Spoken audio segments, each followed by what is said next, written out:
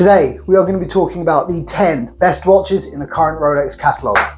Let's go. If I just go outside and film today's video. Screw it. Too hot, right? Number 10. Right, at number 10, we have the Rolex Yacht Master 40 reference 126622 in Oyster steel and platinum, particularly with that slate dial and the blue second hand. The Rolex Yacht Master is a watch that doesn't get nearly enough love. Essentially, it's a fancy Submariner with a platinum bezel. Some critics of this watch don't like the polished center links, and they feel it's a bit of a scratch magnet, with the platinum bezel making it a little bit top heavy. This watch is most at home when it's worn on the wrist for some dashing person on a Caribbean island or somewhere gorgeous with an ice cold drink of choice in their hand. It follows all the staples of Rolex design. It's a real winner of a watch. Honourable mention at number 10. Not much more to say about it, it's just a classic. Come on, moving on. Number 9. The Rolex Explorer 2 with the polar dial. Why have I gone for the Explorer 2 at number 9? It's one of the watches I respect most in the product catalogue, okay? And the reason for that is its design essentially remains unchanged. They hit onto a good thing, it's got all the evidence it needs in its longevity. The Explorer 2, it's a classic, nothing you can criticise about with the Explorer 2. For me, however, the Explorer 2 wouldn't really work. It's a little bit too large for me with the 42-inch case, makes it a little bit big. It does tend to be a little bit obtrusive in the way it wears on that wrist of mine, but for other people, this watch is a great fit.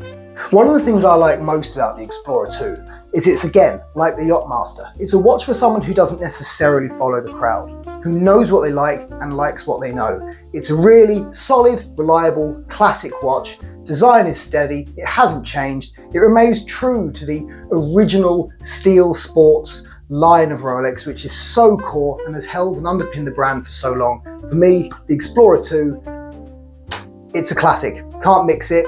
Number 9. Come on, next. Number 8.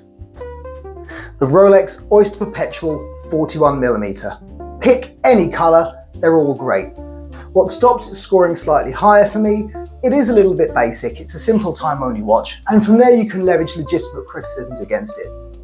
For the price point, the Oyster Perpetual 41mm I feel is a little bit overpriced. You're paying very heavily for brand, but the fact you've got a watch that is such a reliable go anywhere, do anything, gives it that place on this list in at number 8. Gotta love them. With a time-only watch, you're paying a premium price. You want to feel and see and experience the watch in that slightly larger format. It doesn't really have a consistent base in that some other watches do in terms of dial colour, so you're often buying it for that pop of colour, and the larger size really allows that watch to pop. The new pastel dials are brilliant. In at number 8, Rolex Oyster Perpetual 41mm. Pick your colour. If it was me, I'd have this one. 7. Rolex Explorer 36mm in steel. What I like about the Explorer in particular is a lot of Rolexes now are very showy, they're very flashy, even the Oyster Perpetuals with those bright dials. But the Explorer, having its black dial and that classic 369 dial design, it's a watch that doesn't really draw the eye in an unwanted sense. Why would I put the Explorer over the Oyster Perpetual? Well, for me, the Explorer has a little bit more heritage, a little bit more prestige. It's been around in a largely unchanged design for decades now. It's a really relatable watch. Given that, you really can wear this watch anywhere. You can wear it safely around town, you can wear it to a wedding, you can wear it into a pub on a Friday night, as long as you're not, being an idiot about it. And true, go anywhere, do anything Rolex, it's got to score quite highly. You could put it even higher as a one and done, but for me, the other Calais products in the catalogue have a little bit more, which just push the Explorer down. Number 7, it's a great ranking finish for a really proper watch. On we go. Number 6. In at number 6, I don't think you're going to like this, the Rolex Daytona. Why am I scoring the Daytona in at number 6? For many, this is number 1 or 2. What I love about the Daytona, in particular the Panda, is the Daytona is everything that you want from a sports chronograph. It's highly legible, it's a classic design, it's got a beautiful dial layout, and it's easily readable. What spoils the Daytona for me is that it's been dressed up a little bit too much. There are slightly too many watches in the Daytona lineup, which I think actually detract from the overall offering of the watch. Modern releases such as the turquoise dial really have diluted the brand down, and if you go back into the years gone by and you can see examples such as this, or even, dare I say it, this. There are lots of Daytonas which I think just miss the mark. They are just showy for showy's sake, whereas the Panda is the pure expression of what a sports chronograph should be. It's absolutely on the money, but it's a cash cow. It's been milked a little bit too far. It's a little bit too obvious. For me, number 6, it's a good strong finish. In case you hadn't noticed, Rolex have some amazing designs in their catalogue. Number 6, strong.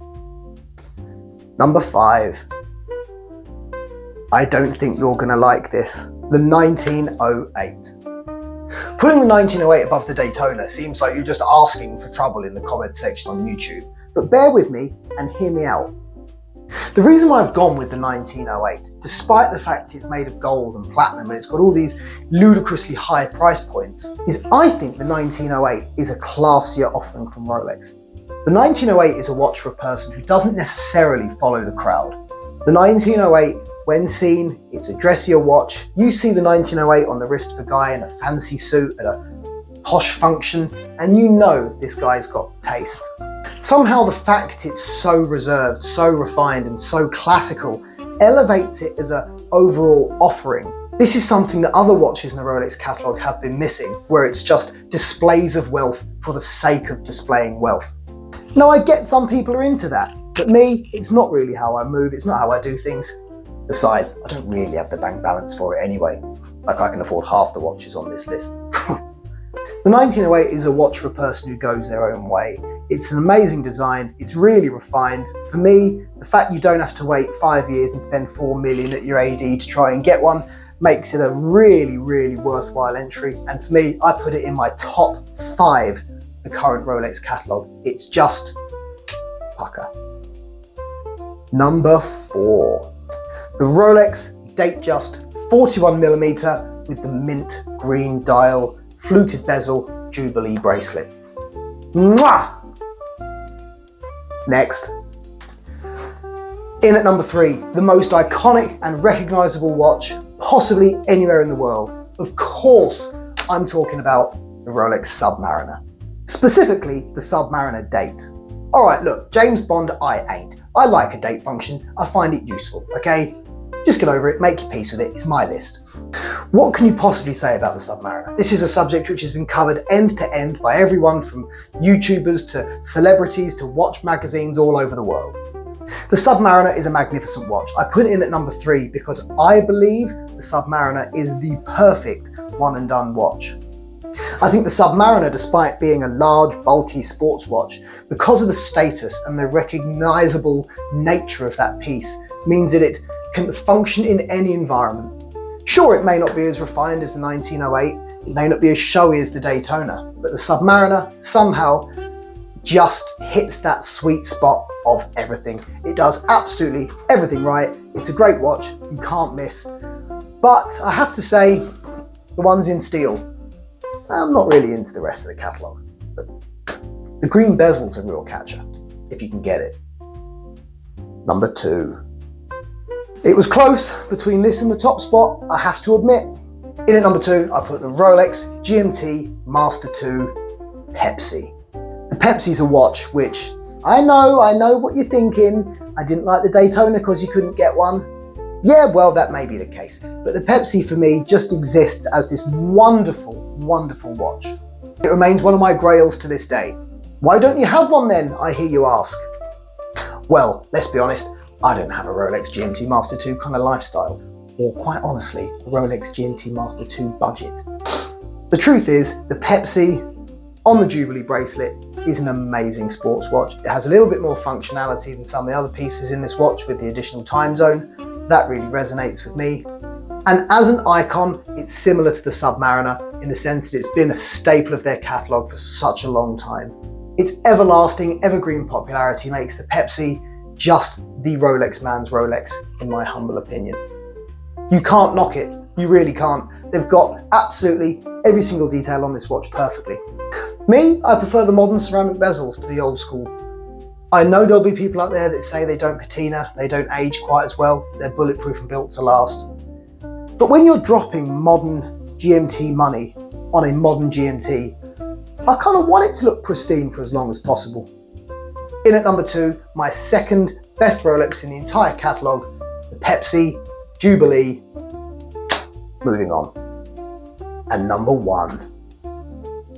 This was a close call, but for me, the best watch that Rolex currently make is the Day Date 36 in yellow gold with the gold bezel and markers. Day dates can be a bit confusing because they've made loads of them. Specifically, I'm talking about the reference 128238. I looked it up. No diamonds on my day date, I'm afraid, although the green baguette diamond markers, whew, that's cheeky. I mean, obviously not on me, I'm just a brokey. But if you're a rapper or some kind of millionaire, then you go for it. That's the one time I'll allow diamonds on your watch. What can you say about the Day Date? It is the quintessential watch that symbolises success. You have achieved something, it's classy, it doesn't matter who you are. You can be a Nepo baby and the Day Date will look great on you. You can be a social media sensation or a modern day rapper and there is a Day Date for you. Admittedly, it'll be clad in diamonds and it will look, awful, but, not for me to tell people what to spend their money on.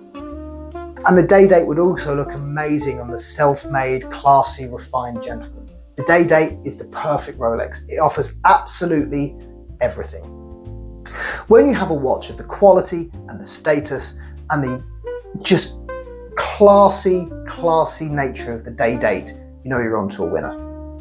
The reason why the Day Date scores in at number 1 for me is it's extremely difficult to make a watch out of solid gold and possibly even put diamonds on it and it look classy. And the Day Date somehow manages to do exactly that. And for that reason, and that reason alone, for me, I picked the gold and the gold with the gold.